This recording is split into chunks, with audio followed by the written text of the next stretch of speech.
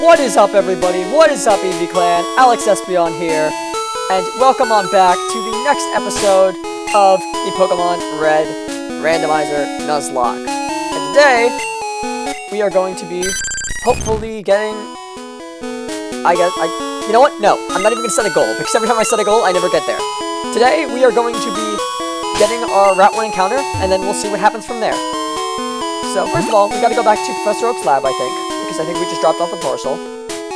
And then we'll see where our journey takes us from there. So I'll come down here, through this grass. We can get an encounter. Let's see what it is. It is a Cubone.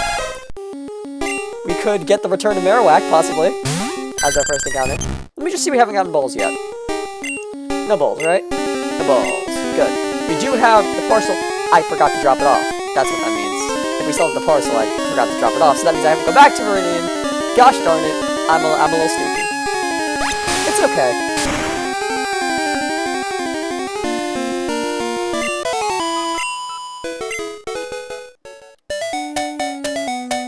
Going back up.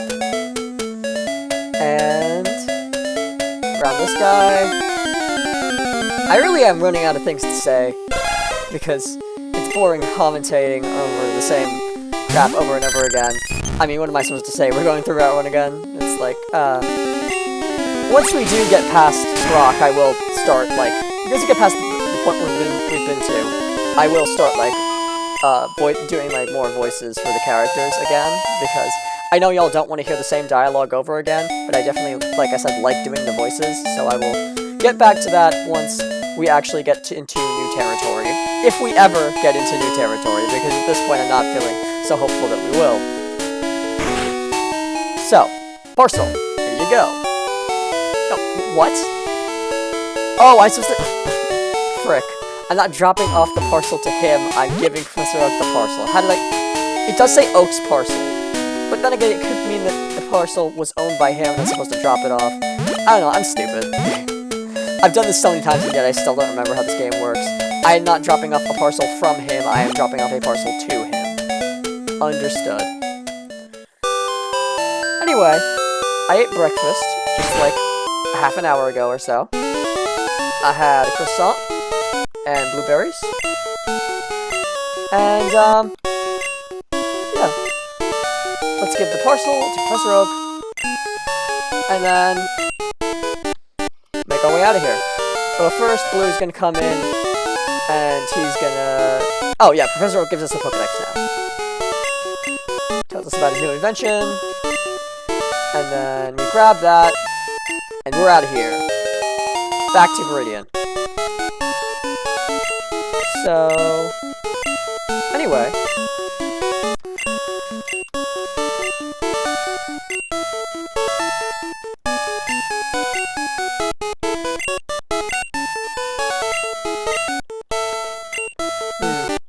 What was I talking about last episode?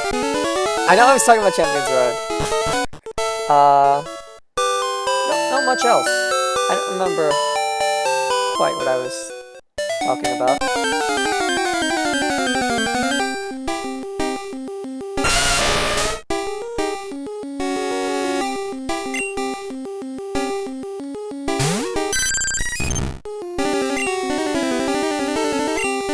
Super effective water gun. I had a Rhydon in Pokemon Flora Sky, and I think I evolved it once again right before the Pokemon League. In Pokemon Flora Sky, I named my Pokemon after random Spanish objects, because at that point I was taking Spanish class when I started that run. By the time I ended it, I was out of Spanish class, but because it was an entirely different school year. But I know my Rhyhorn, I caught it as a Rhyhorn in the Safari Zone, and I named it Puma. I think that... Let's see if I can recall the names. I believe that... Oh yeah, I had a Puchayena, which evolved into a Mightyena, obviously. I named that one Comprende. I named my Swadloon Nauriz, which eventually obviously evolved into Leavanny. And that Leavanny put in work, by the way. My starter was, I picked Charmander, obviously evolved into a Charizard. And that one I named, I think, Longo? No, Largo, not Longo. I don't know what Longo means. I don't know if that's even a word. Largo, which is like long. And I think I named my character Gordo and my starter Largo. So, and then I think that the Seadra was named, no, because the Rhydon was named Pluma, wasn't it? I don't recall what the Seadra was called. Seadra obviously evolved into Kingdra. Seadra and Rhyhorn were the ones that evolved right before the Pokemon League. When I played Pokemon Brilliant Diamond and Shining Pearl, I remember I never evolved my Onix. I just beat the game with an Onix, and my Onix still hasn't been evolved, because I don't really have any friends to trade with. So, my Onix just stayed an Onix for the entire playthrough. Brilliant Diamond and Shining Pearl, my team consisted of Empoleon, because I picked Piplup, and I am also doing a Pokemon Brilliant Diamond and Shining Pearl Water type only run. I didn't do, I freaking killed my Route 1 encounter, gosh darn it. I didn't have a lot of, I haven't done that in a while. I haven't looked at that run in a while, just because, I don't know, I guess I got bored of it, I guess I wanted to do other things. Brilliant Diamond and Shining Pearl really aren't the best games in the franchise, so I'm just like, I played this game once, and I don't really want to do it again. Like, I'll finish it at some point, but currently I'm more focused on finish 100%ing the game originally, just in one file, and then maybe I'll go back to that, like, extra little challenge file. Coughing. Let's see if we catch this. Do we have Explosion at this level? I wonder. Okay, Tackle's not doing a lot, because we are not a physical attacker. Critical hit, and we're poisoned. That's not good. That puts a little timer on our life. Luckily, we do have a potion, just in case we can't make it back to the Pokemon Center in time. And then I think if we hit it again, that'll kill it, so this will have to do in terms of weakening it. And let's use one of our Pokeballs that we just bought from the Mart. Please get in the ball. Coughing. So close. So anyway, in Pokemon Brilliant Diamond and Shining Pearl, I had that Empoleon, for my final team, I had an Empoleon, which I named Resurrection, because one of my first Pokemon games was Diamond and Pearl. But having grown up with X and Y and being a stupid little kid, I was like, this game is terrible, its graphics are bad. Because I was used to like X and Y and like the 3D graphics. So I went back and bought a DS game and I was like, this is terrible. But, we're gonna name this Coughing Andrew. Nope, not Bandrew, Andrew. And before we had Andy, now we have Andrew. So, nope, there we go. So, basically, I think that I've been using that example for a while, honestly. That like, oh, it's bad graphics, so I didn't like it. But honestly, I think the real reason was that it was just so slow, and that is a complaint I still have with Gen 4, sadly, is that like the game is so slow, the health bars go down so slow, it takes forever. Because I tried to play Gen 4 again recently, and it was like unbearable. Like I think Brilliant Diamond and Shining Pearl, they fixed that. Or at least made it a little bit faster, because I don't recall Gen 4 being so, like, Brilliant Diamond and Shining Pearl being so painful to play as when I went back and played Gen 4, on an emulator. Sorry, on my completely legitimate DS that I have and use. Nothing to see here, Nintendo. But yeah, Brilliant Diamond and Shining Pearl, I had Resurrection there, which was the embodiment of, which was like the return of my old Piplup that didn't last past Route 3 before I said this game is terrible and returned it to my local GameStop.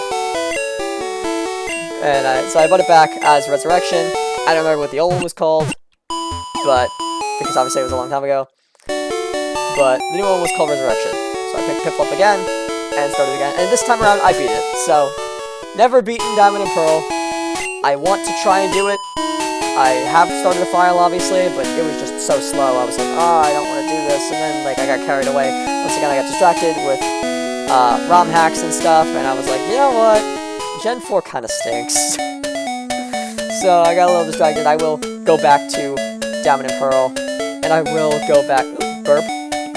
And I will go back to Brilliant Diamond and Shining Pearl. That challenge run with only water types, and I will also go back to just like run 100%ing Brilliant Diamond and Shining Pearl. But once again, I don't have a lot of friends, so especially not a lot who play Pokemon. So it's gonna be difficult for me to get the other starters. I have an Infernape, but like that Pokedex, obviously I need to like get the Pokedex to progress. That's one problem I have with Gen 4, because I'm sure it was in Gen 4, not just Brilliant Diamond and Shining Pearl. That's like one problem that I have with those games, is that you beat the game, and then like the entire post-game is locked behind the wall of completing the Pokedex, and I think that's stupid, because like, you should have access to new post-game areas, so that you can complete the Pokedex, so that way you have new places to grind in. They shouldn't just be like, oh, congratulations, you beat the game, now if you want to do anything else, go grind. Like, I think that's so stupid. But here I am grinding in this game, so, hopefully this doesn't take too long. But I just want to have 2 Pokemon that are fairly evenly leveled before roaming into Viridian Forest. And, we do run into a grass type. I want to have Coughing at a decent level, so that way we have a poison type to deal with it. Because then, if we want a team where one team member covers the other's weakness. So, since I have a water type, I want something that can take down a grass type, which would be the poison type. So this is good. Hello, Wigglytuff. That looks wacky. That thing looks wacky. So it's not fairy type, so this is not super effective. The Smog is not super effective. So I don't think that Andrew is taking that thing out. So let's just switch out to Vaporeon.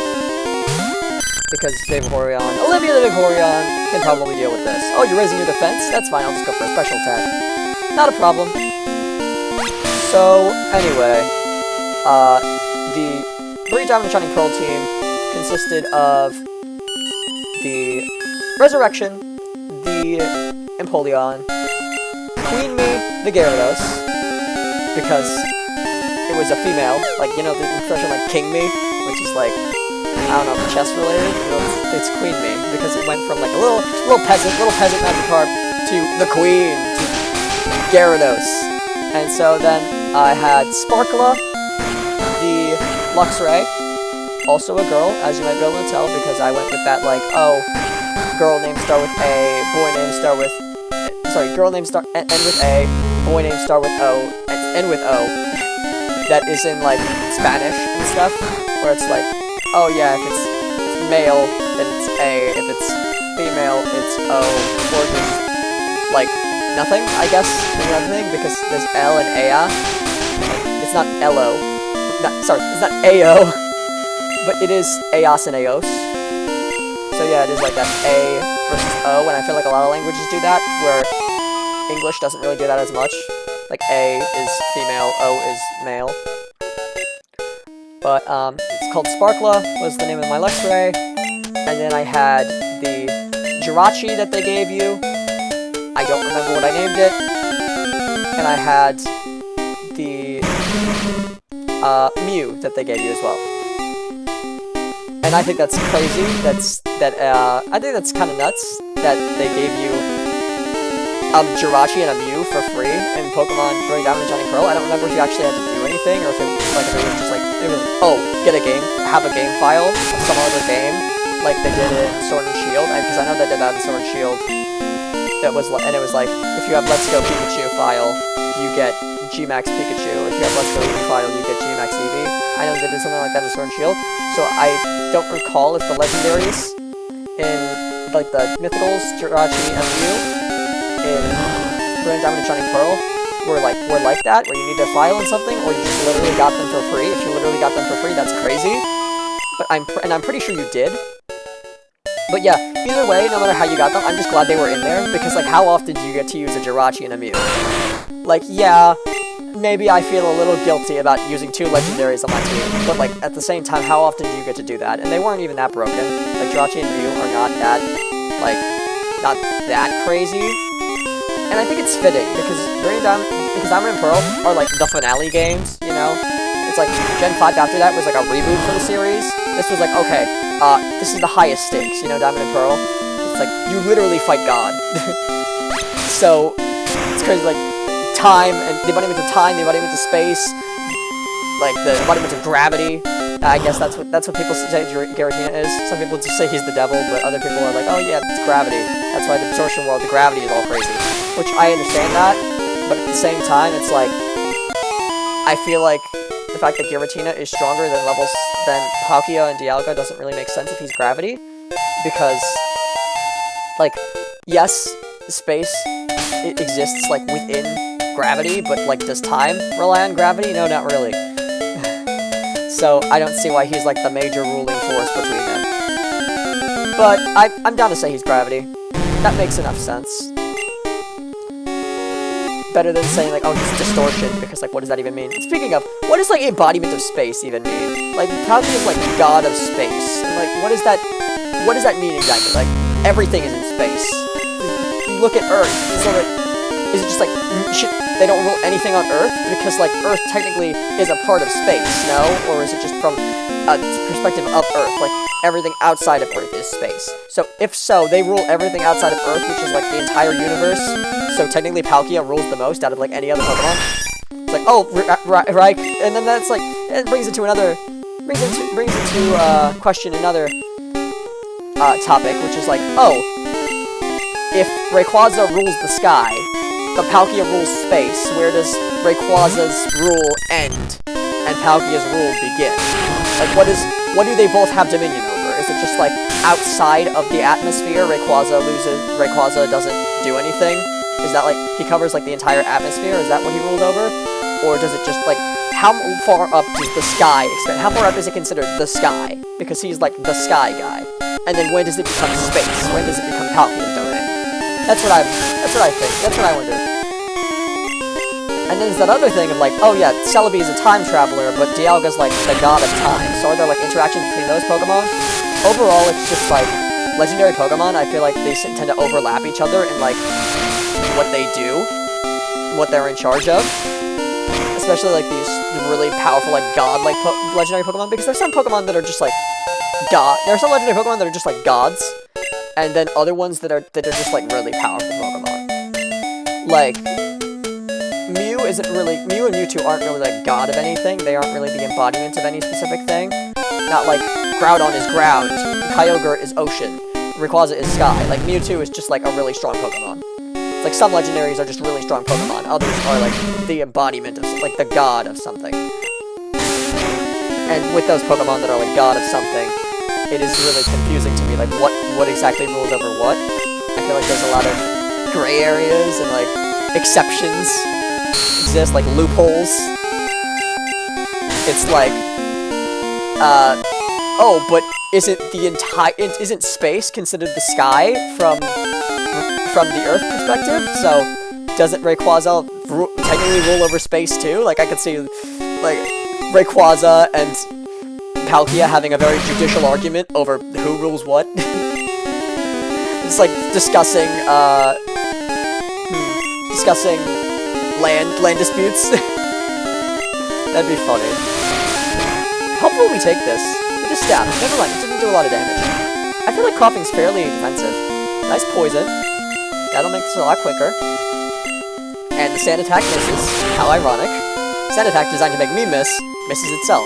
However, I still didn't hit it even with no sand attack, so perhaps the sand attack wasn't even needed. Anyway, I had Empoleon, Onix, Sparkla is not the name of the Pokemon. Empoleon, Onix, Luxray, Gyarados, Jirachi, and Mew. That was my team in Brilliant Diamond and Shining Pearl. And in Sword and Shield, my main team for, like, my main file was Rillaboom, because I picked Grookey, If you don't pick Groupie, then you're wrong. I'm sorry. I'm gonna heal just to be safe. It was Rillaboom, Hitmonchan. At one point, it was Thievul, but Thievul later got swapped out for Obstagoon because I found that Thievul just wasn't doing it. And upon retrospect, I probably should have just kept Thievul there because I'm sure Thievul at some point would have become decent. Because, like, I don't use the best Pokemon in, like, playthroughs. I use the best Pokemon, like, when I want to win. When I'm, like, really, like, okay, really focused on winning. Like, in a Nuzlocke, obviously I will go for the best I can. I don't just use, like, what I don't want to. I don't just use what I want to as much in a Nuzlocke, but I still do that, mind you. Like, I definitely pick... I'm sure, if I remember correctly, there were better options. With my first run, sorry, excuse me. I don't know if y'all heard that burp, but I did in fact burp. There were better options with my first run than the Kabutops, and I think I did just pick the Kabutops because it's a Kabutops, and I couldn't think of any other time where I want to use a Kabutops. So yeah, that is always a motivation. It's just like, what other time would I get to use this? If this is something I wouldn't commonly get to use, then I'll use it. And I don't tend to repeat Pokemon very often on a team. Like, I can play Gen 3 so many times and never use the same Pokemon. The only time I really repeated Pokemon was, like, Hitmonchan, because I used Hitmonchan in both Sword and Shield and Let's Go Pikachu. But I picked Sword, by the way, just to be clear. I'm not crazy. I didn't go for Shield. Shield does have some of the better exclusives, though. Like, I don't know if it's worth it. It's a tough debate, because Sword and Shield has, like, the better... Shield has the better exclusives, except for the Legendary. Like, Sword has the better Legendary, but Shield has the better Pokemon for, like, everything else. Like, I believe Shield was the one with Tyranitar and, like, Goodra, and I don't remember what Sword had in, like, proportion to that. I know that both had, Garchomp and Dragonite after Isle of Armor and Crown Tundra. Or maybe it was just, like... Actually, I don't know. I don't know that for sure now that I think about it. I don't actually particularly recall. I don't want... I put myself in a tough spot because I don't really want our Vaporeon in the back to die, and I probably should have gone back to the Pokemon Center prior to entering this battle, but I'm sure it's fine. I'm sure we can take this thing out. Oh, I'm disabled no more. That would be wonderful if it happened immediately, but I guess it can't happen when no turn is passed. So, let's smog it while we still can. Get that stab while we still... Oh, are you kidding me? Before it disables me again is what I was gonna say. Tackle is disabled. Okay, that's good. We could keep using our smog stab. Did Tackle do more, though? No, it does about the same. Double slap, hopefully it doesn't get, like, a lot. Because that's 2 per 1, right? Yes. So, 2 per hit. So then, if it gets 5, that's 10. So that means it could kill me. Theoretically. It could kill me with this next hit. So, I'm going to use the potion. I don't know if this is the best idea. I probably should have just gone and healed before this battle. That would have been a much better idea. Oh, it's raising defense. That's fine. Oh, it's actually not fine, because now that I think about it, Smog is definitely definitely physical in this gen. Stop double slapping me. This is scary. Okay, crit does 3. Unless it's maybe it's a low roll. That could just be a low roll, and it could do 4. I guess. I suppose. Smog, come on. It's not gonna do a lot of damage, so at least hit it. But yeah. In Sword and Shield, I had Rillaboom, Hitmonchan, Thievul, because I like using unique Pokemon every now and then. Unfortunately, Thievul is like the one time ever, really, that I had to switch out a Pokemon, because it was just not doing good at all. And I don't mean to talk smack about Thievul, but it was really not doing it for me. Like, Thievul was trash. And I'm sure that it was just me, like, I'm sure if I tried to do it again now, I would just easily be able to use Thievul. I wouldn't have a problem with it. And I'm sure I just didn't wait long enough. If I had it on the team for longer, it would have grown into a decent Pokemon. But, like, the stats were just, like, they were so low comparative to everything else on the team, I just couldn't take it anymore. So I swapped it out for Obstagoon. Just swap one Dark-type out for another. And Obstagoon did put in the finest of work. But I think that I should have given Thievul more of a chance. And I think that one of the main problems might have been that I was using Dark Pulse, because I recall I was using Dark Pulse, and I look at Thievul and I don't see a special attacker. So that might have been a problem, is that I was just using the wrong type of move. But, I guess I should go get my encounter over here, but then again, I don't have a lot of money. So, we'll continue on just like this for now, I suppose. We'll go fight a trainer in Viridian Forest, because I think we're at a good level to do that now. And then, next episode, we can get an encounter down by Victory Road, if I remember to do so. Which hopefully I do. I will put myself in front of Victory Road just so I remember, because I know my memory is terrible. If I don't, I won't remember to go back. So yeah, let's just go up here. Let's not worry about Viridian Forest encounters for now. Let's just go up and fight a trainer. Because we don't have any Pokeballs right now. We have one, but that's not enough. So, fight this trainer. And I also, so it was, I definitely, like, Sword and Shield was the first Pokemon game I ever fully beat. Before then, I just quit before getting to the end on every single Pokemon game I'd ever tried. So, Sword and Shield does kind of hold a special place in my heart, even if the games are not that good. A Karate Chop is normal type in this generation, so that's not very effective. But yeah, I do look back at Sword and Shield with a lot of joy, because not only did I beat that game, not only was that the first Pokemon game I beat, but I also just invested a lot of hours into it, purely because, like, I beat the game and I was like, okay, now I get to really enjoy Pokemon, you know, now I can start with shiny hunting and, like, do all this extra stuff, and still not beat Crown Tundra, I guess. Hopefully this doesn't kill. I don't think Karate Chop will do enough damage to kill me, even if there's a critical hit. Yeah, okay. However, I think crit might kill me right now, but I actually think that I might have used up my last potion. I did. So, we're gonna switch just to be safe. Play it safe. Play it safe, Alex. Play it safe for once in your life. Karate Chop. Okay, that does 4. That's fine. A crit will do 8. It's all good. Vaporeon, I'm probably gonna level up from this, because they were getting a lot of XP before while training up Coughing. Should we switch training?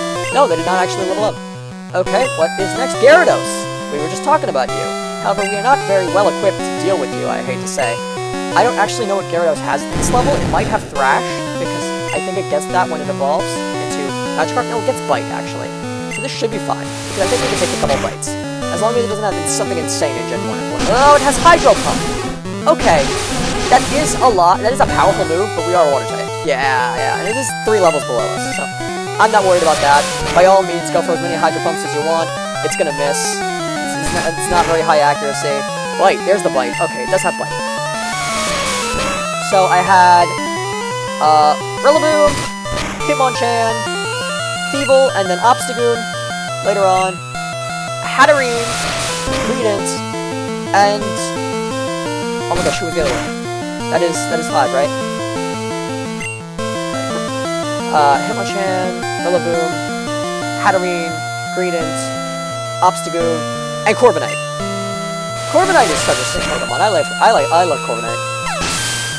Just like, okay, obviously X and Y, my favorite games, and I have immense nostalgia towards X and Y, even though I never finished them. But like, I've seen Fletchling enough on Route 1 over and over again to really love Talonflame.